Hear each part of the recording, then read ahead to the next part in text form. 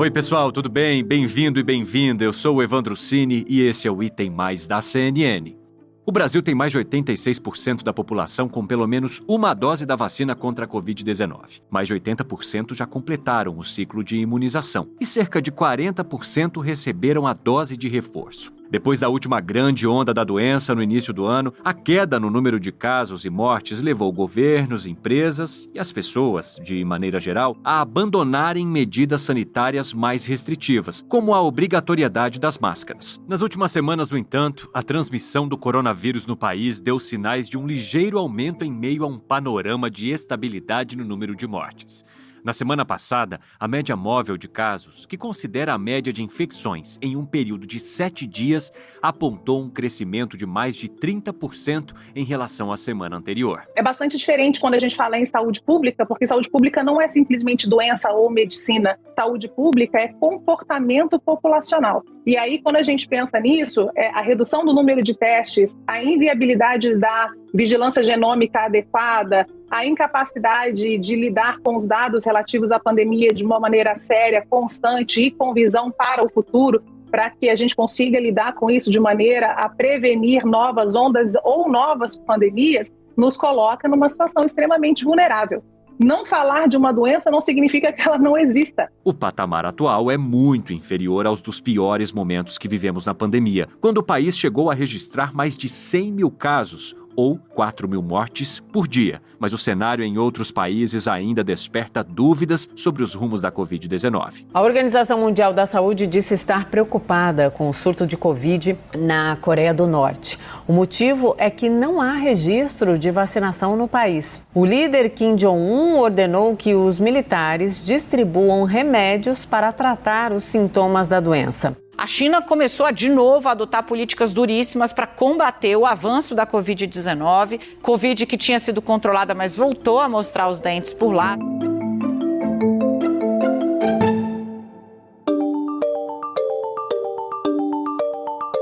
Mas esse aumento no número de casos em outros países pode ter algum impacto aqui no Brasil? Devemos nos preocupar com a possibilidade de uma nova onda de Covid-19? Até que ponto é possível dizer que a situação no país está controlada? Para tirar essas e outras dúvidas, neste bloco, recebo Rosana Richtmann, infectologista do Instituto Emílio Ribas. Doutora Rosana, seja muito bem-vinda, é um prazer falar contigo aqui no Item Mais. O prazer é todo meu. Doutora Rosana, eu gostaria de saber primeiro quais são os motivos para esses sinais de um novo aumento de casos de Covid-19 aqui no Brasil. Embora não haja uma comparação com aqueles momentos de pico que vivemos em anos passados, mas o que leva a esse aumento neste momento? Provavelmente, Evandro, o que está acontecendo é que o vírus está cada vez mais potente em termos de transmissão. Então, ele está nessas novas subvariantes, a grande característica dele é conseguir rapidamente se alastrar. Então, a gente tem atendido diariamente os casos assim, alguém que foi num casamento, foi numa festa, foi numa reunião e, na sequência, um número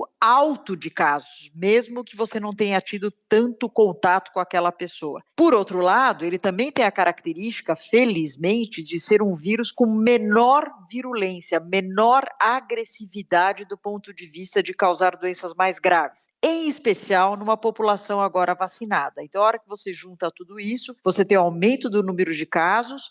Infelizmente, os mais vulneráveis, a gente ainda vai continuar vendo um aumento do número de mortes, num vírus que, neste momento, eu diria até, Evandro, que nós estamos com uma subnotificação de casos, que tem muita gente que não está notificando, está testando e não está notificando o seu caso. E, doutora Rosana, quando a senhora fala em mais vulneráveis, são aqueles grupos que lá no começo da pandemia eram os que sofriam mais em relação à Covid, idosos, pessoas imunossuprimidas, aquelas que já têm algum tipo de problema como hipertensão, diabetes. Quais são essas pessoas que agora ainda morrem por conta de Covid, mesmo com uma virulência menor em relação às variantes? É exatamente esse quadro, ou seja, aquelas pessoas que estão vivendo numa situação mais limite em termos de saúde, então qualquer coisa que acontecer, ela vai descompensar a doença de base dela e ela acaba precisando de hospital, etc. Então é isso que a gente acaba vendo. Então nós temos os imunocomprometidos, pessoas que mesmo vacinadas e devidamente totalmente vacinadas, nós sabemos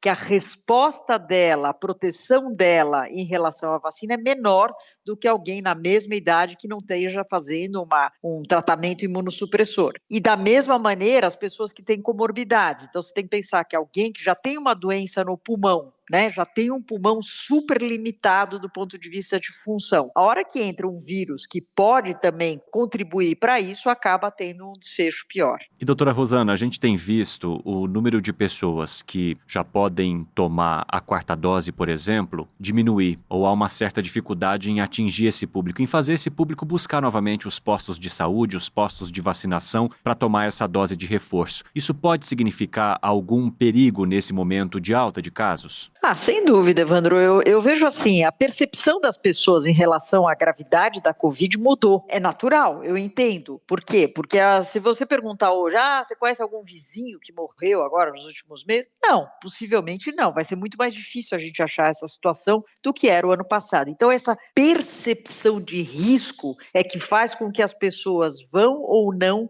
para 3ª dose, 4ª dose e assim vai. Só que, por outro lado, a gente sabe que o vírus, ele não está muito preocupado com isso. Ele continua criando novas subvariantes com características, nesse momento, do jeito que eu te falei, de grande transmissibilidade e baixa agressão, mas eu não sei o futuro dele. Quanto mais ele circula, mais ele se multiplica, mais chance a gente dá para o SARS-CoV de criar outras variantes de preocupação. Nós não acabamos a luta ainda, ganhamos algumas batalhas, mas a coisa não acabou. Então é muito importante que cada um individualmente vai chegando a sua vez de fazer o primeiro reforço, que seria a 3ª dose, o segundo reforço, que é a 4ª dose, já vá fazendo exatamente para você, a hora que você entrar em contato com esse vírus, que é alta chance, porque ele está circulando muito, o teu sistema imune esteja preparado para esse momento. Doutora Rosana, levando em conta isso que a senhora acabou de dizer sobre vacinação e a importância da imunização para que essas subvariantes não se tornem cada vez mais perigosas, e também o que a senhora acompanha no dia a dia, em atendimentos, em pessoas contaminadas, a senhora acredita numa onda tão forte quanto a que vivemos em inícios de anos passados, quando a pandemia estava mais forte, ou a senhora acredita que de fato estejamos num momento mais controlado, entre aspas? Não, controlado entre aspas, concordo com você no final da frase. Eu acho que o que nós vivenciamos em 2020 e 2021, no início de 2021, nunca mais eu pretendo vivenciar aquela catástrofe sanitária que nós vivenciamos. O que nós estamos vendo agora, sem dúvida, é um grande número de casos. Só que desse grande número de casos, muitos deles até não estão nem procurando assistência médica, porque a severidade do quadro é muito menor.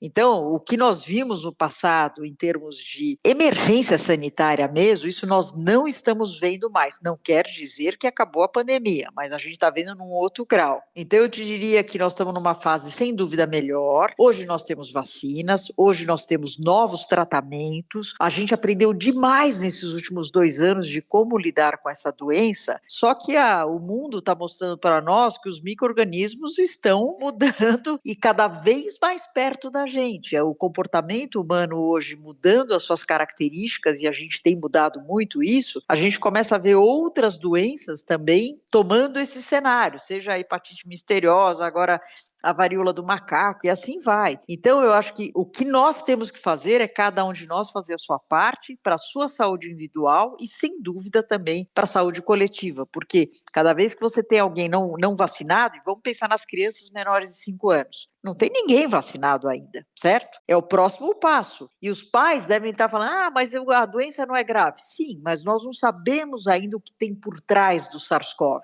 né? Se tem outras coisas que a gente ainda vai acabar se surpreendendo. Então, é fundamental que, à medida que as regras aconteçam, as pessoas sejam chamadas para vacinação, elas realmente façam a sua parte para que a gente tenha uns meses pela frente, pelo menos mais tranquilos, até que a gente tenha, Evandro, vacinas de 2ª geração, onde um momento a gente vai estar falando, olha, a vacina é anual, dura muito mais tempo, etc. Mas esse momento ainda não chegou. Doutora Rosana, para a gente finalizar a nossa conversa, como a senhora tocou no assunto das crianças, das escolas, eu queria tirar uma dúvida exatamente sobre isso, que eu acredito que seja também a dúvida de muitos pais que nos acompanham. Recentemente, por exemplo, vou até citar um exemplo pessoal. A escola onde a minha filha estuda liberou o uso de máscaras. Um mês depois, ela pediu a retomada do uso de máscaras por questões de casos que foram aumentando dentro da escola. Nesses ambientes, onde envolve crianças, né, muitas delas ainda não vacinadas ou que não tomaram todas as doses, é preciso uma cautela maior? É preciso que os pais ainda protejam seus filhos, peçam o uso de máscara, acompanhem de perto a situação nas escolas? Qual que é a recomendação que a senhora dá? Olha, Evandro, só posso ter uma recomendação de cautela, no sentido de que exatamente é um cenário favorável para a circulação do vírus, porque você tem muito tempo as pessoas no mesmo ambiente com pouca circulação de ar. Então, se você tem um cenário deste, o que você pode fazer, além de melhorar a ventilação do ambiente, é colocar máscara. Então, eu vejo isso como sim, ainda mais que agora está tendo alta circulação do vírus e pegando uma população, eu diria para você que hoje as crianças são uma população também vulneráveis, porque ou elas tiveram a doença prévia ou elas não estão vacinadas, ou elas não têm imunidade. Então, eu acho que é uma medida, sim, que é difícil você tirar a máscara e voltar. Imagino que a conversa com a sua filha não deve ter sido muito fácil sobre isso, porque, lógico, deve ter sido super gostoso para ela tirar a máscara, mas é uma questão de responsabilidade e as crianças são excelentes nessa hora. Elas entendem que aquele momento elas querem tanto voltar ao convívio escolar e é tão importante na vida delas que eu imagino que ela fala: papai, eu faço qualquer negócio para poder ir para a escola. Então, eu acho que é por aí que a gente veria. Não sei qual é a reação dela, mas é assim que a gente está vendo a criançada. Foi essa mesmo que a senhora mencionou, né? Faço qualquer coisa para ir, desde que eu possa pelo menos conviver com os meus amiguinhos, que eu aceito usar máscara novamente. Doutora Rosana, muito obrigado pelo bate-papo, por nos ajudar a entender esse momento que estamos vivendo e vamos continuar lutando. É isso aí, Evandro. O prazer é meu de estar com vocês e vamos continuar confiando na ciência, que é isso que vai tirar a gente dessa situação. Com certeza. Um grande abraço. Outro. Tchau, tchau.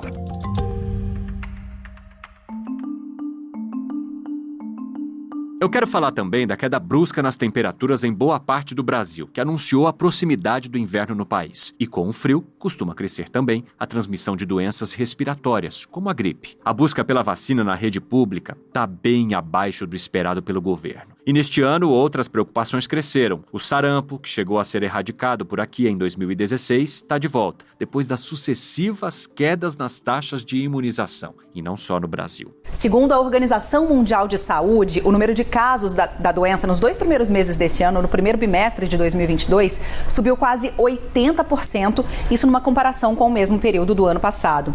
Foram registrados cerca de 17 mil casos em todo o planeta. Os sistemas de saúde também foram colocados em alerta recentemente para o surgimento de casos de uma hepatite aguda infantil, que tem origem desconhecida e também não sabemos o que ela causa e quais as formas de transmissão. Pelo menos 44 casos suspeitos de hepatite aguda infantil são acompanhados pelas secretarias de saúde de 10 estados brasileiros. Neste segundo bloco, vamos falar sobre os desafios dos serviços de saúde no Brasil diante do quadro de idas e vindas da transmissão da Covid-19 e em meio ao aumento de surtos de outras doenças. Para isso, recebemos aqui o virologista Fernando Spilk. Fernando, seja muito bem-vindo, é um prazer recebê-lo. Saudações a todos os ouvintes e a vocês aí nessa. Fernando, eu gostaria de perguntar primeiro como que esse frio que a gente tem acompanhado agora nesse outono, com quedas bruscas nas temperaturas e também o que acaba nos preparando para o inverno, que está por chegar, interfere no padrão de propagação da Covid-19. Vamos começar com a Covid-19 primeiro. O frio acaba interferindo de alguma forma para piorar essa propagação? O frio ele influi para a transmissão das diversas doenças respiratórias, né? A questão da umidade, que auxilia que os vírus possam ficar viáveis por mais tempo no ambiente onde as pessoas estão aglomeradas. A própria questão de uma diminuição da tua capacidade de resposta no microambiente pulmonar e respiratório em virtude da temperatura mais fria. Isso tudo pode influenciar, sim, A gente sabe que isso pode ser um pouco alterado conforme padrões sociais. A gente viu, por exemplo, em 2020 um surto de inverno importante. 2021 não teve, mas é que a gente estava em outro patamar de precaução, digamos assim. Mas em condições normais de temperatura e pressão como nós estamos agora, não é, onde a flexibilização é muito grande, seguramente o frio pode ser um influenciador negativo. E Fernando, em relação a outras doenças como a gripe, por exemplo, nós temos a Covid-19 e aí você já mencionou que isso pode de fato influenciar esse período que a gente está vivendo a um aumento da transmissão. E temos a gripe, junto com a gripe, o fato de as pessoas não procurarem os postos de saúde para tomar a vacina. Aquelas que fazem parte do grupo de risco, que já poderiam se vacinar de graça, inclusive,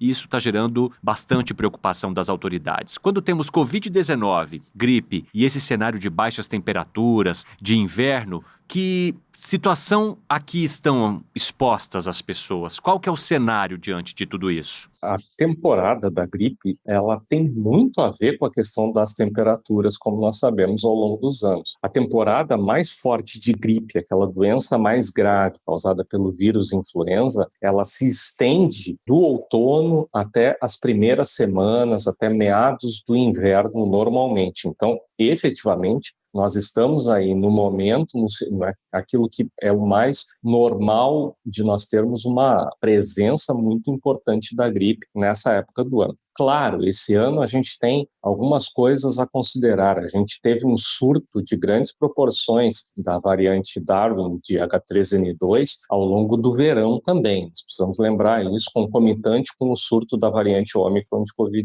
SARS-CoV-2, da Covid-19. Então isso pode alterar um pouquinho esse padrão da gripe esse ano. Não obstante, tem se observado casos de gripe sim, e os outros vírus respiratórios são muito beneficiados igualmente nessa época, até o final do inverno, pelo menos até o início da primavera. Vírus como respiratório sincicial, os vários vírus causadores do resfriado estão muito presentes nesse momento. Então, esse é o outro quesito que acaba levando a um certo estresse, e que se evidencia esporadicamente em algumas regiões no Brasil, especialmente na região sul nesse momento, por um atendimento muito grande de indivíduos, por causa de doença respiratória. E é um pouco até revoltante saber que boa parte dessa população já poderia estar protegida, né, Fernando? Infelizmente, você sabe que uma das coisas preocupantes, quer dizer, as doenças mais graves que a gente está falando aí são efetivamente Covid-19 e influenza, a gripe. E para as duas se tem vacina. Nos preocupa muito que mesmo as faixas etárias, que sempre foram aquelas comumente vacinadas para a gripe,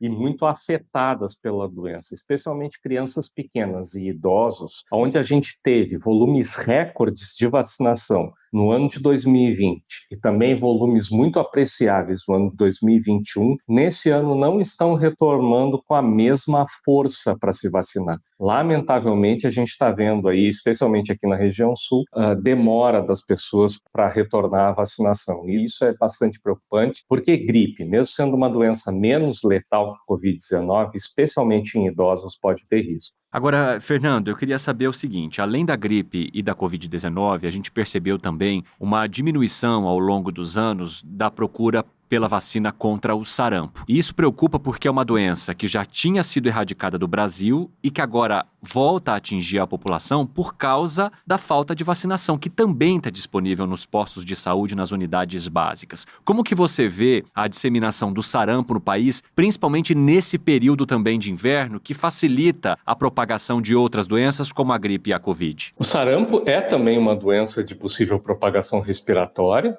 muito de contato direto, propagação respiratória também, então é extremamente preocupante. A época é propícia para a disseminação do vírus e preocupa, porque lá em 2012, 2013, particularmente 2013, o Brasil estava livre desta doença. Mas aí se somaram fatores que vão desde uma perda do nosso protagonismo, no sentido da manutenção de condições adequadas de saúde, não só para o Brasil, mas para a região circunvizinha, uma crise social muito grave na Venezuela, no momento que fomos aceitar essas pessoas, que era necessário ter essa solidariedade. Não foi dado o atendimento adequado, no sentido de vacinar DNA, né, estabelecer um cordão sanitário, tivemos a reintrodução do vírus do sarampo no Brasil. E hoje, o sarampo, que foi o motor inicial de todo esse fenômeno dos anti-vacinação, os anti-vaxxers, ele está muito arraigado também, essa cultura, lamentavelmente, no país, e muitas famílias têm relutado em vacinar seus filhos, o que é um erro. Sarampo na criança não vacinada, no jovem não vacinado,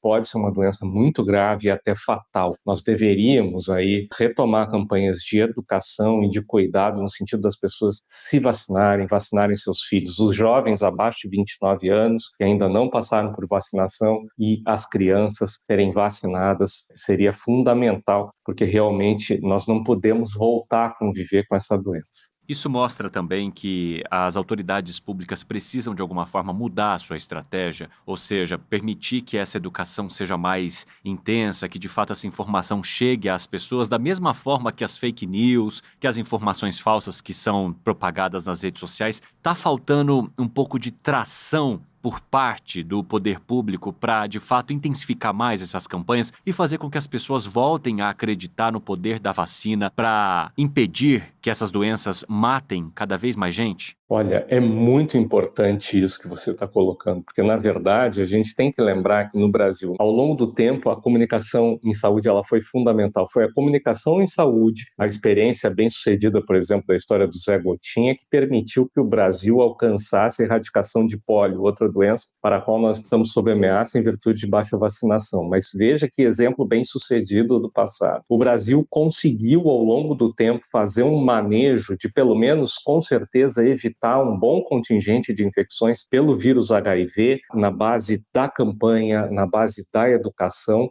tendo em vista que é um vírus para o qual nós não temos vacina. Agora, nós temos aí um panorama nos últimos anos onde a gente praticamente não vê mais essas campanhas acontecendo. Elas são poucas, elas são tímidas. Hoje há um esforço aí que a gente nota esporádico do Ministério da Saúde, de outros órgãos associados nas redes sociais, mas a gente realmente precisaria recuperar o caminho de campanhas de massa e um discurso uníssono das autoridades, dos técnicos da área nos diferentes governos, no sentido daquilo que é o óbvio, né? Da importância das vacinas, da importância das estratégias de prevenção para que a gente consiga ter controle de doenças. Me parece que é isso que está faltando. Intensificação das campanhas e também essa questão do discurso. Fernando Spilk, virologista, muito obrigado por conversar conosco aqui no Item Mais. Foi um prazer discutir esse assunto contigo. Sempre um prazer participar aí com vocês da CNN. Um abraço a todos. Este episódio do Item Mais vai ficando por aqui. Muito obrigado pela sua companhia. Um abraço e até a próxima. Tchau!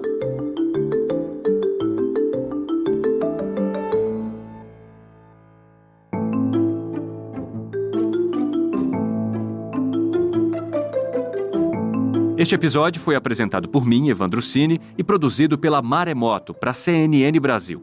Roteiro e pesquisa, Lucas Scherer. Pauta e produção, do Danilo Santana. Edição e sonorização, Nathan Kleiman. Coordenação geral, Paula Weinberg e Felipe Gomes. Coordenação de produto, Verônica Schneider. E coordenação editorial, Diego Toledo. Você também pode ouvir o Item Mais no site da CNN Brasil. E aproveite para conhecer os nossos outros programas em áudio. Acesse cnnbrasil.com.br/podcasts.